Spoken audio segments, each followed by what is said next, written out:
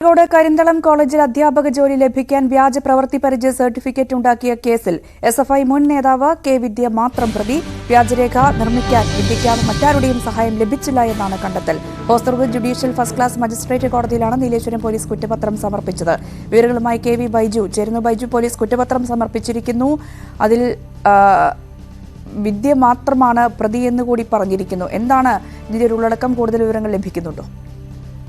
തീർച്ചയായും രഞ്ജിനി, ജൂൺ 27-നാണ് ഇത്തരത്തിൽ കരിന്തളം ഗവൺമെന്റ് കോളേജിൽ ഗസ്റ്റ് ലെക്ചറായി ജോലി നേടാൻ വ്യാജ പ്രവൃത്തി പരിചയ സർട്ടിഫിക്കറ്റ് സമർപ്പിച്ചതിന് എസ്എഫ്ഐ മുൻ നേതാവായിരുന്ന കെ വിദ്യ അറസ്റ്റിലാകുന്നത്. ഈ മഹാരാജാസ് കോളേജിന്റെ പേരിലുള്ള വ്യാജ പ്രവൃത്തി പരിചയ സർട്ടിഫിക്കറ്റ് ഹാജരാക്കി 1 വർഷത്തോളം ഇത്തരത്തിൽ കരിന്തളം ഗവൺമെന്റ് കോളേജിൽ വിദ്യ ജോലി ചെയ്തിരുന്നു. അധ്യാപക നിയമനത്തിനായി വ്യാജരേഖ നിർമ്മിച്ച് സമർപ്പിച്ചുവെന്നും ഇത്തരത്തിൽ നേടിയ ജോലിയിലൂടെ സർക്കാർ ശമ്പളം കൈപ്പറ്റിയെന്നുമാണ് ഇപ്പോൾ കുറ്റപത്രത്തിൽ പറയുന്നത്. ഒപ്പം കേസിൽ ഏറ്റവും പ്രത്യേകത കെ വിദ്യ മാത്രമാണ് പ്രതി എന്നുള്ളതാണ്. വ്യാജരേഖ നിർമ്മിക്കൽ വിദ്യയ്ക്ക് മറ്റാരുടെയും സഹായം ലഭിച്ചില്ലെന്നുമാണ് ഈ പോലീസിന്റെ ഇപ്പോൾ സമർപ്പിച്ച കുറ്റപത്രത്തിൽ പറയുന്നത്. വ്യാജരേഖ നിർമ്മിക്കൽ, വ്യാജരേഖ സമർപ്പിക്കൽ, വഞ്ചന, തെളിവ് നശിപ്പിക്കൽ എന്നീ കുറ്റങ്ങൾ ചുമത്തിയാണ് Hosdurg judicial first class magistrate കോടതിയിൽ നീലേശ്വരം പോലീസ് കുറ്റപത്രം സമർപ്പിച്ചിരിക്കുന്നത്.